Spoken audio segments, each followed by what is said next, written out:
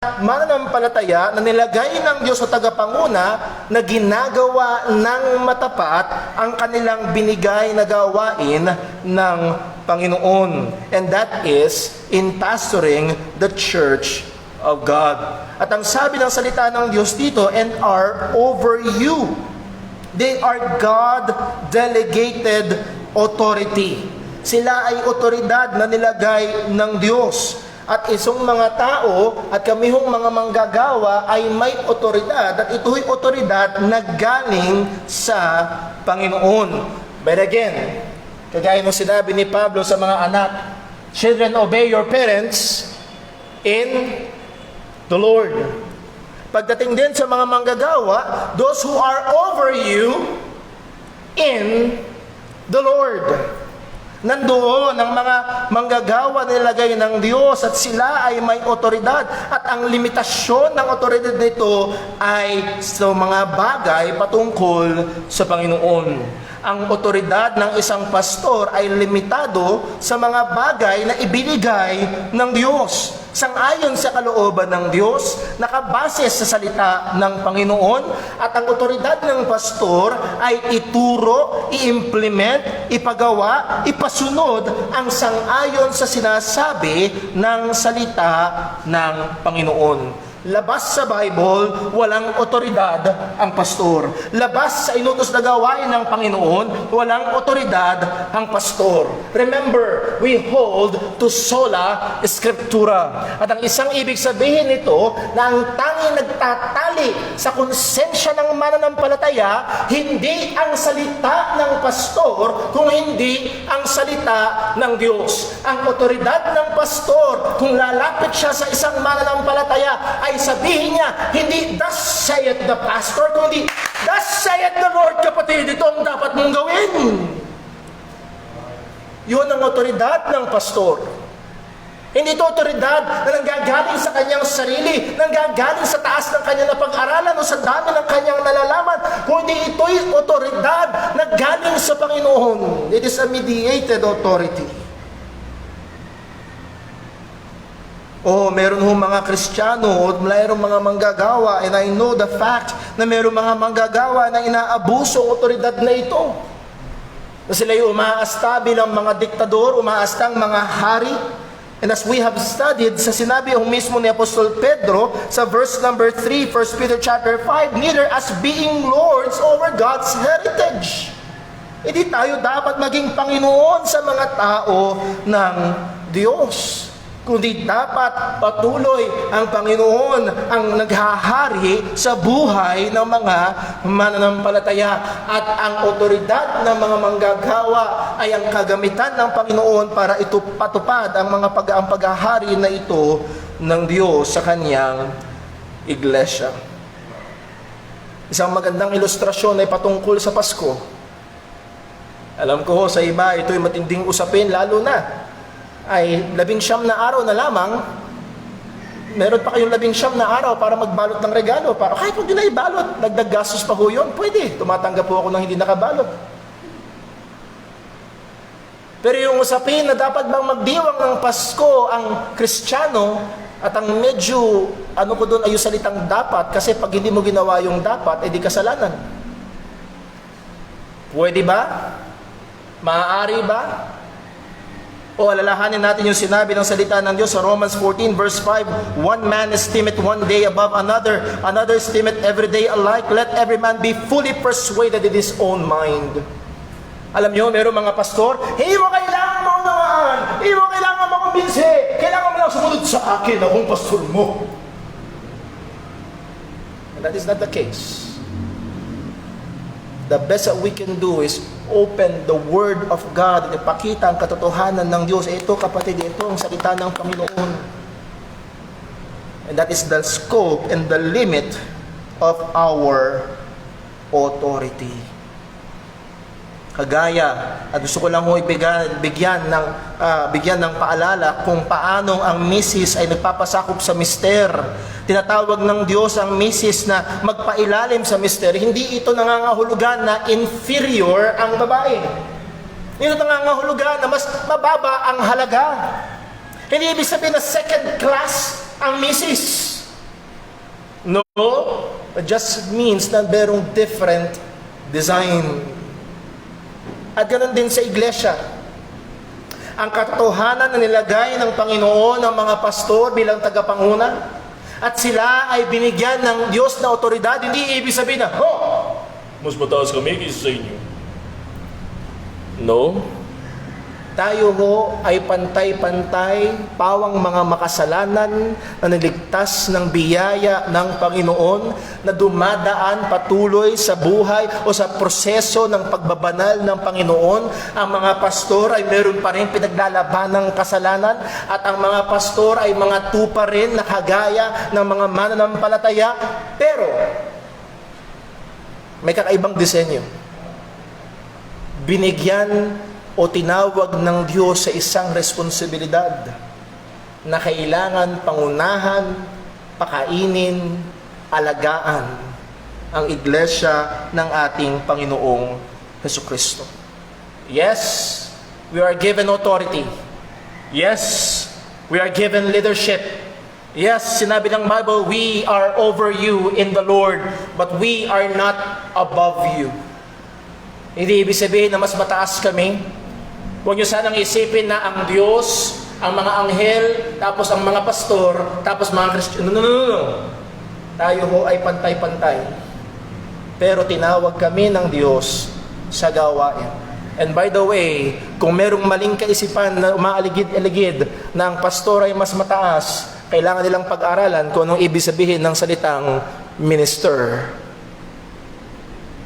Ano ibig sabihin ng minister? Diakoneo? Servant, lingkod. At yun ang sabi ng salita ng Diyos, yun ang sabi ni Pablo sa mga Kristo, for we are your servants for Christ's sake. Mga lingkod. At ang aming paglilingkod sa iglesia ay sa kaparaanan ng pangunguna, sa kaparaanan ng pagbabantay, sa kaparaanan ng pagpapatupad ng otoridad, ng kalooban, ng kautusan ng Panginoon sa buhay ng mga mananampalataya sa loob ng iglesia. Yes, may mga manggagawa o mga pastor na umaabuso. They all go overboard, they misuse God's word. These verses, halimbawa na lang sa Hebrews chapter 13, ang sabi ng author ng Hebrews 13 verse 17, obey them that have the rule over you and submit yourselves. At merong mga pastor na tila baga ito lang ang verse patungkol sa leadership ng church. O sabi ng Bible, kapatid, obey your pastor. Don't question your pastor. Meron hong mga manggagawa na napakataas ang tingin sa sarili. Na questionin lamang sila na ay nanggagalaiti. Obey them that have the rule over you and submit yourselves. So sabi mo na, tingnan mo na kapatid, sabi ng Bible, obey, submit. At merong mga pastor talaga ay inaabuso na sila na ang mga nagiging decision maker sa buhay ng mga mananampalataya. Literally, I've known cases na nagdidesisyon sa buhay ng mga kabataan sa church. Sino man pang naasawa? Ang pastor. Magdidesisyon patungkol sa business, ang pastor. Magdidesisyon patungkol sa bibilhing sasakyan, ang pastor. Magdidesisyon sa lahat ng gagawin sa buhay ng Kristiyano, ang pastor. And they stand as dictators, as small gods in the lives of the believers. That is an abuse. At bilang maliliit na mga Diyos-Diyosan, ina-apply nila sa kanilang sarili yung sinabi na touch not the Lord's anointed. Kaya na pinag-aralan natin sa church. Pagdating sa church discipline, we will not touch. We will discipline. At ang context noon sa word na touch is to bring harm. Sa church discipline, it's not to bring harm. Actually, it's a move of love. So gamitin man nila yung text na yun, na touch not the Lord's anointed, biblically speaking, hindi ito pwedeng mag-iwas sa kanila sa disiplina sa loob na, mga kapatid, pwede ba ako makiusap? Kapag si Brother Paul ay nagkasala, disiplinahin ninyo. Kapag isang araw nakita nyo si Sister John ay may black eye na, bugbog at inaabuso physically, kailangang tawagin at managot ang pastor sa higit sa loob ng iglesia? Yes, we are leaders, but we are not untouchables. Ang sabi ng salita ng Panginoon, if you have anything against thy brother, go and tell him, and I am your brother. Kung sakali, at I've said always, si Brother Paul ay dumadaan pa rin. Hindi pa rin perfecto si Brother Paul. Magkakamali pa rin, magkakasala pa rin, makaka-offend pa rin. At kung sakali, one way or another, naka-offend ako sa inyo, go and tell me. Please. Kung hindi magsisisi si Brother Paul, magsama ka pa. Kung hindi magsisisi, ang buong iglesia ang tatawag sa akin. Yun ang kalooban ng Panginoon. Yes, we are leaders, but we are not dictators sa loob ng iglesia. Ang sabi ng salita ng Panginoon, balik tayo sa 1 Peter chapter 5. Likewise, ye younger, submit yourselves unto the elder. Yea, hindi lang doon natapos, all of you be subject one to another and be clothed with humility. Anong sabi ho ni Pedro? Yea, all of you, lahat. Lahat ng mga Kristiyano. At kagaya ng sinabi ni Pablo sa Ephesians 5 verse 1, submitting yourselves one to another in the fear of God. Hindi lamang ang mga miyembro ay nagpapasakop sa manggagawa, kundi lahat tayo sa iglesia ay nagpapasakop sa isa't isa. Brother Paul, kung nagpapasakop sa isa't isa, sino ang mataas? That's the point. Walang mataas. Tinatawag tayo ng Panginoon sa sama-sama at kapwa pagpapasakop sa isa't isa. Anong ibig sabihin ng subject yourselves one to another and be clothed with humility? Ibig sabihin sa loob ng church, hindi dapat may nag-iisip na mas importante ako. Hindi dapat may nag-iisip na mas mahalaga ako, na mas mataas ako, na boss ako, na dapat sila ay gumagawa para sundin ako, gawin yung kalooban ko. No. Ang sabi ng salita ng Diyos sa Philippians chapter 2 verse 3, let nothing be done through strife or vainglory, but in lowliness of mind, let each esteem other better than themselves. And that should be the attitude of the believers in the church.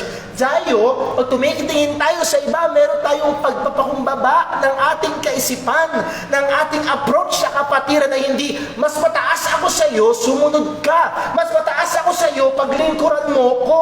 Mas mataas ako sa iyo, fulfill mo yung gusto ko. No. Ang sabi ng Panginoon, esteem other better than yourselves. Ikaw ay kapatid ko sa Panginoon. Paano kita mapaglilingkuran? That should be the attitude in the church. That should be the heart of the members. Ang susi ho dito ay yung sinabi ni Pablo sa Philippians chapter 2 verse 3, there should be lowliness of mind. Or sa sinabi ni Pedro, and be clothed with humility. Literally, magbihis ka, matakpan ka, masukluban ka ng pagpapakumbaba. At ito'y magsisimula sa pag-iisip. Anong tingin mo sa iyong sarili? Ikaw ba'y alipin o ikaw ay bossing? Anong tingin mo sa iyong sarili sa loob ng church? Nandito ba sila para paglingkuran ka at sundin ka? O nandito ka para maglingkod sa isa't isa? There should be humility. And if there is no humility, there will be no serving one to another, and there will be no submission to the elders in the church. Ang kaaway ng pagpapasakop ay ang kayabangan. Kung mataas ang tingin sa sarili, bakit ako magpapasakop? Kung mataas ang tingin sa sarili, bakit ako maglilingkod? Kung mas mataas o mataas ang tingin sa sarili, bakit ako magpapasakop sa pastor na yan? Mas pogi ako dyan. Bakit ako magpapasakop sa pastor na yan? Mas mataas ang napag-aralan ko dyan. O bakit ka nga ba ako magpapasakop? Dahil inutos ng Diyos. At kailangan magkaroon tayo ng tamang pananaw sa ating kalagayan. At yun ang sinabi ng salita ng Panginoon. Mamaya makikita ho natin. And why should the believers, why should the members of the church do this? Bakit kailangan gawin na tayo magpasakop sa isa't isa at mabihisa ng pagpapakumbaba? Ang sabi ho ni Pedro, going back again to 1 Peter chapter 5, for God resisteth the proud and giveth grace to the humble. Ang Diyos daw ay in opposition to the proud. Siya ay kalaban ng mga tao na laging gusto sila ang nasusunod, sila ang tama, sila ang importante, sila ay mas mataas at kailangang paglingkuran ng iba. Ang Diyos ay laban dito.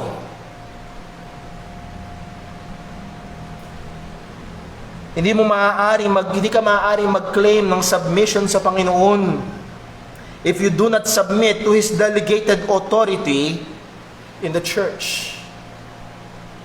Maaaring ang isang tao, basta ako at si Lord, ako'y nagpapasakop kay Lord, pero hindi mo pwede sabihin nagpapasakop kay Lord kung hindi mo kinikilala yung mga otoridad na inilagay ng Diyos sa buhay mo. Ang otoridad ng iyong magulang, ang otoridad ng gobyerno, at sa loob ng iglesia, ang otoridad ng mga manggagawa.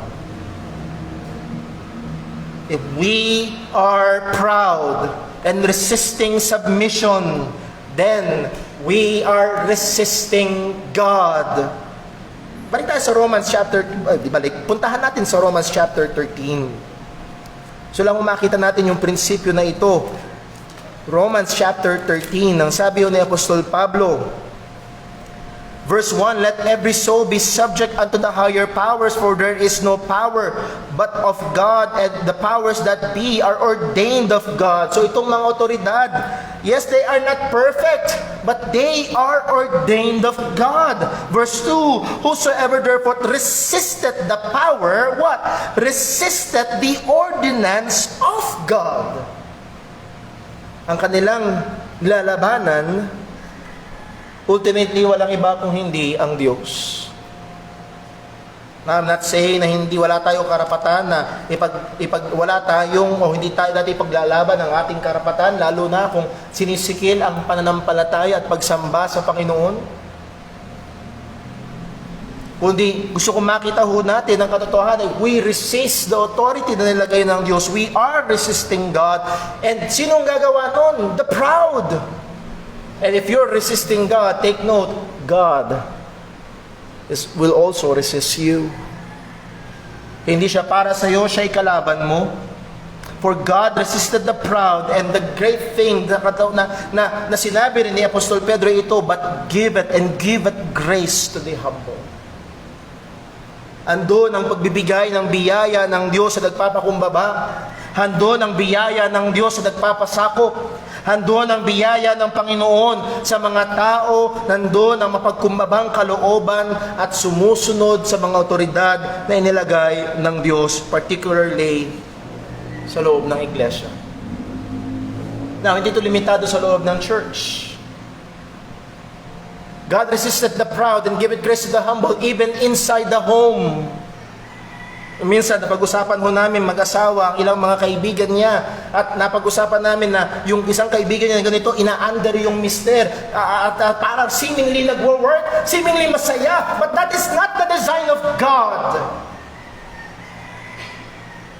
They are being proud, Lord, mas marunong kami kaysa sa iyo, gagawin namin yung paraan namin at mas magiging fulfilled, mas magiging masaya ang aming pamilya by deviating sa design mo. That's the height of pride. God resists that. But He giveth grace to the humble. Oh, Panginoon. Magpapasakop ako sa sabihin ng misis, magpapasakop ako sa mister ko. Dahil yun ang disenyo mo. God will give grace. Sa mga kabataan at magulang, young people, God resists the proud. Minsan ang mga kabataan, tumigas ng kaunti ang tuhod. Akala nila ay mas mataas na sila sa kanilang mga magulang. Kumita lang ng konting pera. Akala nila pa nilang pagrebeldihan ng kanilang mga magulang at hindi nila kailangan magpasako. Tandaan mo ito, ikaw na rebelde sa iyong magulang, God will resist you. God is against you.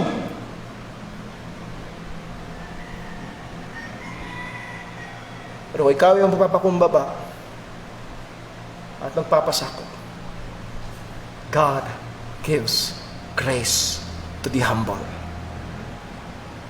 And the same is true also in the church. Well, number 2. So number 1, a call to submit.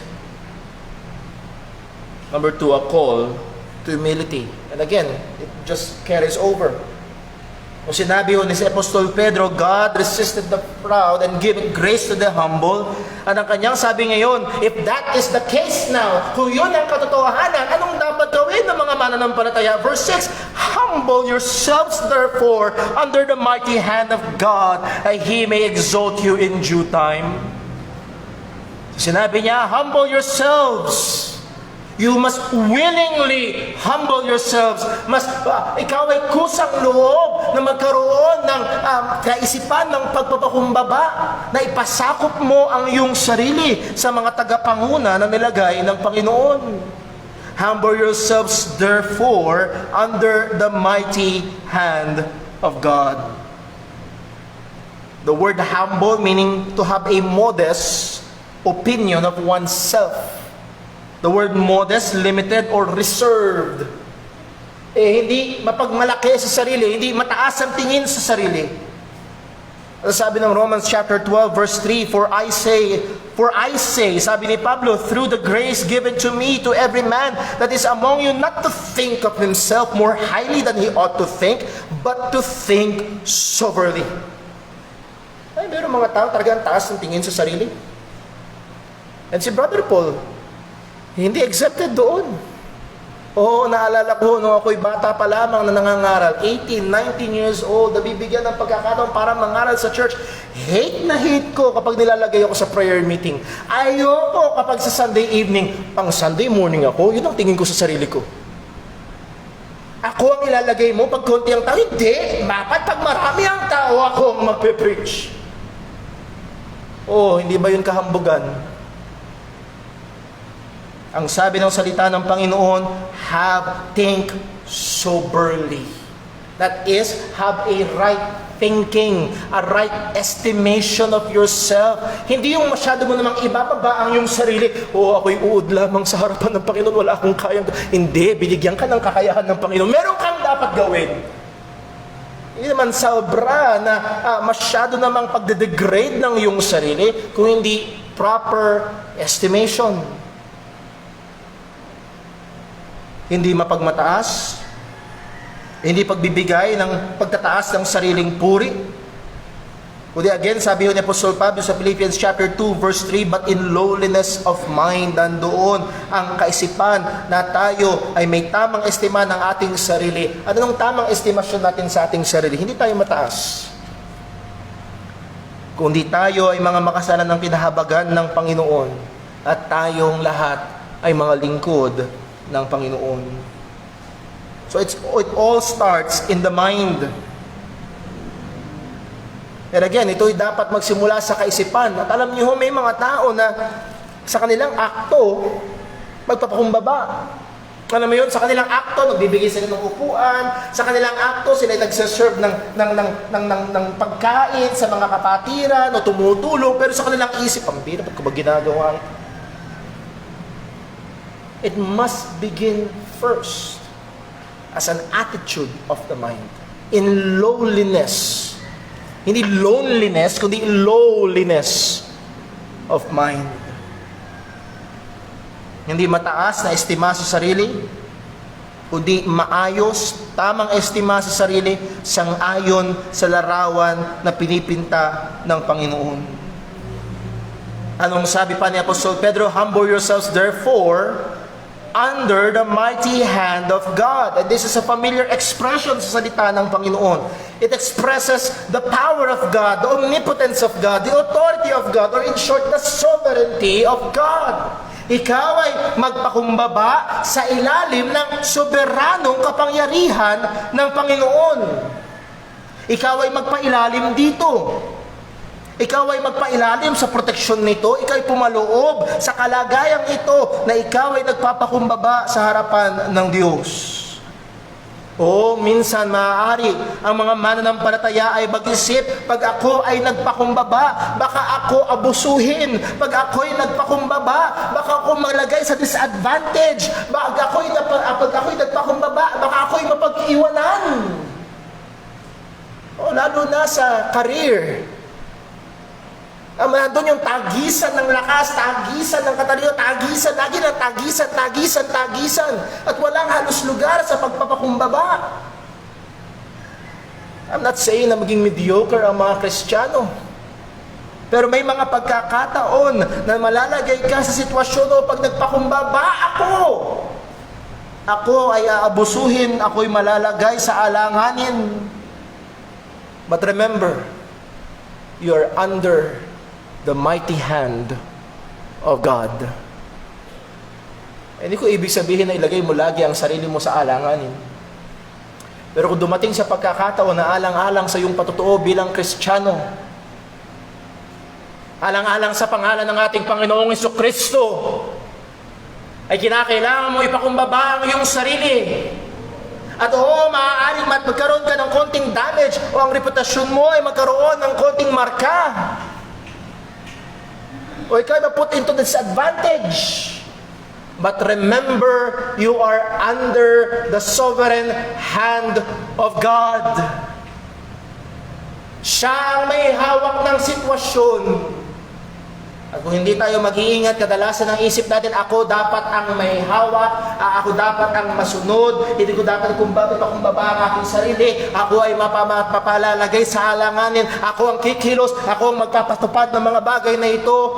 No, remember, we are under an omnipotent God.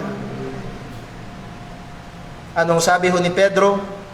That He may exalt you in due time. Naalala ko, mayroon akong preaching dati, the way up is down. Ang daan pataas ay pababa.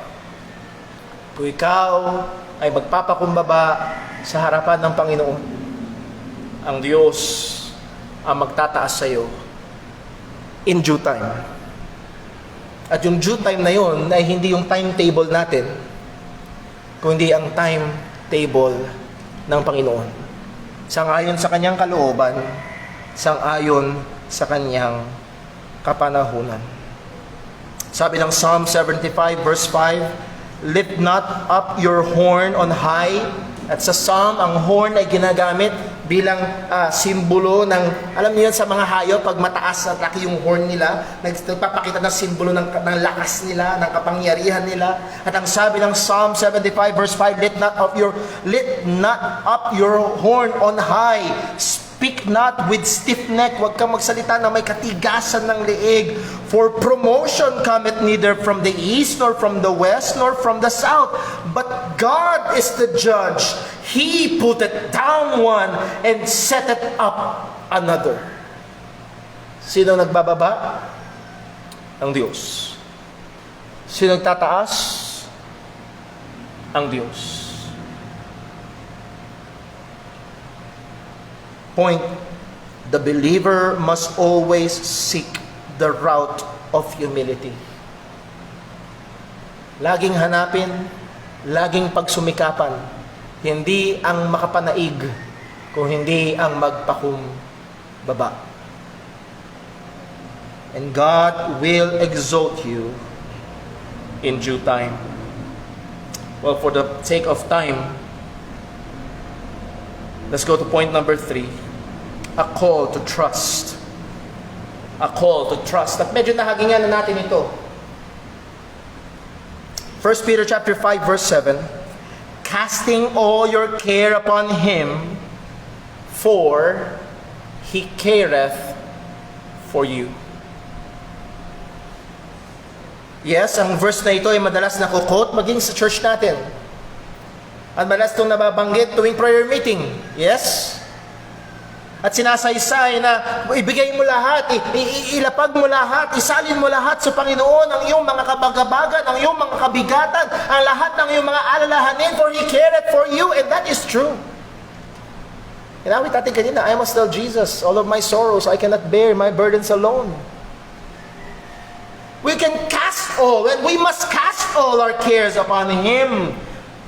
We must understand also the primary implication nitong sinabi nito ni Apostol Pedro sang-ayon sa konteksto. What is the primary intent? Ito'y konektado sa verse 6. Casting all your cares upon Him, the word casting is a participle that modifies humble yourselves. Ito'y nagmo-modify doon sa pagpapakumbaba nyo ang inyong mga sarili at sa pagpapakumbaba ng Kristiyano. Ang mundong ito na ayaw at ang mundong ito na kahinaan ng tingin sa pagpapakumbaba, ang mundong ito na naka-incline na abusuhin ang mga nagpapakumbaba, ang mundong ito na concern lang sa kanilang mga sarili at maaaring maiwanan ng mga nagpapakumbaba ay magdudulot ng mga kabagabagan, kabigatan, alalahanin sa mananampalataya. Yes, it is true. Ang isang babae magpapakumbaba at magsasubmit sa kanyang mister. Ang isang mananampalataya magpapakumbaba at magpapailalim sa gobyerno. Ang isang miyembro na magpapakumbaba, na magpapasakop sa pastor, ay darating ang mga panahon, magkakaroon ng mga alalahanin. Now, I'm not speaking about black and white, halimbawa, abuso na sa kapangyarihan. Pero ang sabi ng salita ng Diyos, we must trust in the Lord and cast upon Him yung mga cares na nagiging resulta ng pagpapasakop natin sa kanila. Yes, there are times, kagaya sa aking experience sa pagiging pastor, may pagkakataon na tila baga mas mahusay, actually, mas madali na gawin yung ating sariling paraan kaysa sumunod magpasakop sa kaparaanan ng Panginoon. Let me just give an example sa church discipline or sa pag-approach sa kapatiran na nagkakasala. Ano yung tendency natin bilang mga Pilipino? Hayaan mo na lang. Matanda na siya. Kristiyano naman siya, hayaan mo na lang. Yun ang tendency natin, tama? Yun ang mas madali. Pero kung tayo ay magpapakumbaba at magpapasakop sa kalooban ng Panginoon, go and tell Him His fault between Him and you alone. At bilang pastor, minsan may mga problema sa pagitan ng mga kakapatid sa Panginoon. Na tila baga nakakatuksong sabi mo, ay, hayaan mo na lang kapatid. Palipasin mo na lang. Huwag mo na lang pansinin.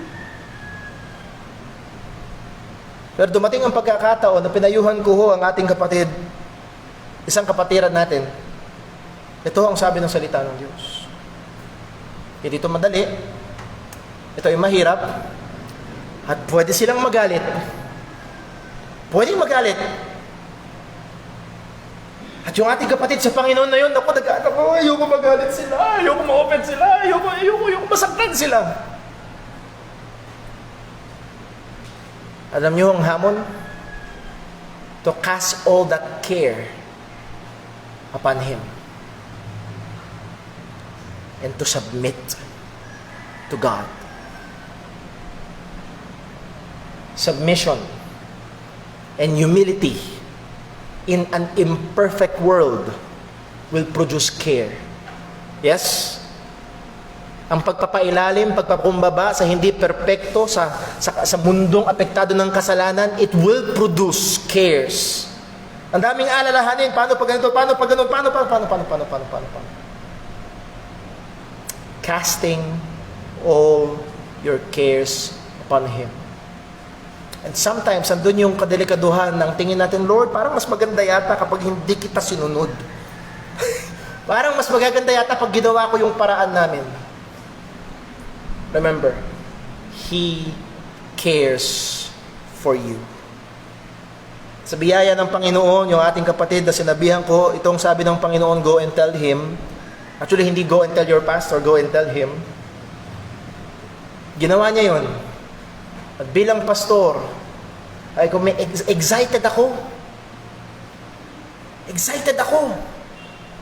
Kasi ginawa niya yung kalooban ng Panginoon. Excited akong makita anong gagawin ng Diyos, anong gagawin ng Panginoon. Doon, paano niya pagpapalain itong simpleng hakbang na ito ng pagsunod ng kanyang anak. And He cares. And He cares. Hindi perpekto ang gobyerno. Hindi perpekto ang mga magulang. Hindi perpekto ang mga mister. Hindi perpekto ang mga pastor. In short, hindi perpekto ang mga authorities na nilagay ng Panginoon. And there will be cares na mangyayari kung tayo magpapailalim, magpapakumbaba sa kanila. We must cast our cares upon God. For He careth for us. Siya'y kumakalinga sa atin. He pays attention. He gives great consideration. God is concerned. Psalm 34 verse 15, the eyes of the Lord are upon the righteous. Nahando ng mata, nakatingin ng mata, inoobserbahan ng Panginoon. Alam niya, nakikita niya ang nangyayari. Kailangan natin magtiwala sa Panginoon. Again, kailangan ko maging maingat. I'm not talking about abusive pastors or corrupt government officials. Merong mga nilagay ang Diyos na kaparaanan para madilyon. Merong law of the land. Merong church discipline. But there will be times na magkakaroon ng different opinions. Halimbawa, sa aming mag-asawa, may pagkakataon, nag-usap kami mag-asawa, ito ang sabi ng salita ng Diyos. At darating ang time, hindi naman kasalanan. Iba ang opinion mo, iba ang opinion ko. Halimbawa, saan mo gusto kumain? Gusto sa Jollibee, gusto ko sa McDo. At alam niyo, mayroong mga mag-asawa, umpisa ng away yun. Pero hindi naman kasalanan pag sa McDo tayo kumain. Ano ang makakaluwalhati sa Diyos na gagawin ng misis? Now, ano din naman ang gagawin ng mapagmahal na mister sa misis? At habang ginagawa natin ito, ating alalahanin na ang Diyos na soberano ang may hawak at kumakalinga sa atin. O tulungan nawa tayo ng Panginoon. Ng kapatid, ang inyong pastor ay hindi perpekto. Pare-pareho tayong dumaraan pa rin sa gawa ng Diyos ng pagbabanal sa buhay. Pero nais kong sabihin, hindi ang kalooban ko, kundi ang kalooban ng Diyos. Ang utos ng Panginoon ay magpasakop. Saan? Sa otoridad na nilagay niya. At ang otoridad na meron ako bilang pastor ay walang iba, kundi nanggagaling at sang-ayon sa salita ng Diyos. Kapag sinubukan na ni Brother Paul magpatupad ng hiwalay dito, you must confront. Kailangan nyo ipakita. At kailangan nyo tawagin sa pagsisisi. At nawa sa biyaya ng Panginoon, bilang mga Kristiyano, tayo ay magpasakop sa isa't isa at magtiwala sa disenyo at kalooban ng Panginoon. Let's pray. Panginoon naming Diyos, aming Ama sa langit, salamat po. At Panginoon, tunay, ang ideya ng pagpapakumbaba at pagpapasakop ay hindi lapat sa sanglibutan, O Panginoon, tunay, hindi ito lapat sa aming makasalanang laman. Dahil ang gusto namin ay ang aming sariling paraan. Gusto namin kami ang maitaas. Yun ang natural sa amin. At nandun pa rin ang mga nakatahang kasalanan sa aming mga laman na nagsusumigaw na ayaw magpasakop. Tulungan mo kami, Panginoon. Tulungan mo kami na tumiwala sa iyo. Tulungan mo kami na sumunod sa iyo. Tulungan mo kami, Panginoon, na magpakumbaba sa iyong harapan at magpailalim sa iyong kalooban na magpasakop sa mga tagapanguna na iyong nilagay. O Panginoon, mahabag ka sa lokal na iglesyang ito. Alam mo po ang aming mga kakulangan, lalo na ng iyong manggagawa. Tulungan mo po ako bilang pastor na pangunahan, bantayan, ingatan, pakainin ang iyong mga tupa sa lugar na ito. At ganoon din, O Diyos, tulungan mo po ang iyong mga mananampalataya na magpakumbaba at magpasakop. Hindi dahil ito ang gusto namin, hindi dahil ito ang maganda sa aming paningin, kundi dahil ito ang iyong kalooban. At nagtitiwala kami sa iyo. O Panginoon, ingatan mo kami sa pag-abuso. Ilayo mo kami sa kasalanan.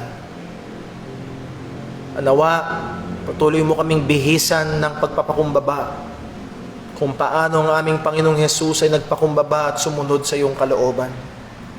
Gayon din naman kaming mga mananampalataya. Salamat po sa iyong salita. Patawad po sa aming mga pagkukulang. Nawa lahat ng ito ay maging kapurihan ng iyong pangalan. Dalangin namin itong lahat sa pangalan ng aming Panginoong Hesukristo. Amen. Tayo po magstayo at awitin po natin ang ating panghuling awit.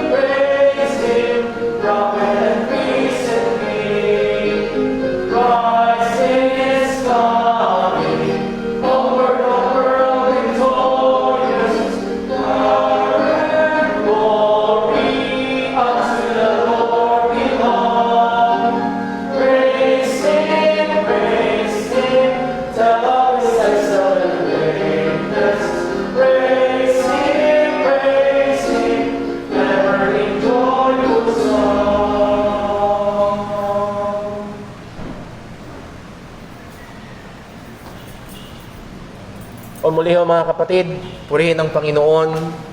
Tayo haharap o nakaharap muli sa isang buong linggo Nawa naman ang ating gagawin saan man tayo paroroon, gawin nating lahat para sa kapurihan ng pangalan ng Panginoon. Nawa ang mga napag-aralan ho natin ngayon ay hindi lamang maging mga salita sa ating mga tainga, kundi tunay pagbulay-bulayan natin sa ating mga puso't isipan. Hindi lang tayo maging tagapakinig, kundi maging tagatupad ng mga salita ng Diyos. God bless po. Ingat po tayong lahat. We're dismissed. God bless po sa ating mga kapatiran na nakatunghay. Pasensya na ho kanina kung nawala ang ating connection. God bless po.